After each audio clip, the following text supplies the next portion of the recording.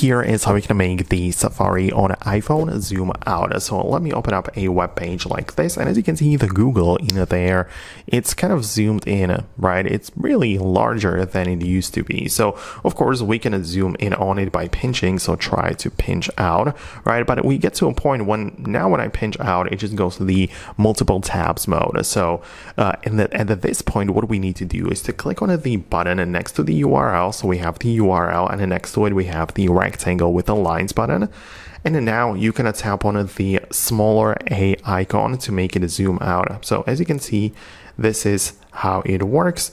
Now it is at 100%, which is the original size, but I can make it zoom out or keep on zooming in, but you want to make sure that you choose it the proper way. So that's how you can do this. Of course, it's just that's how you can change the size.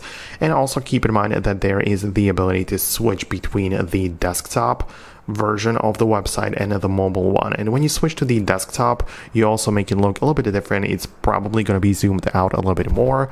And if you switch to the mobile, it's going to get a different shape depending on the website, of course, but it is usually the case.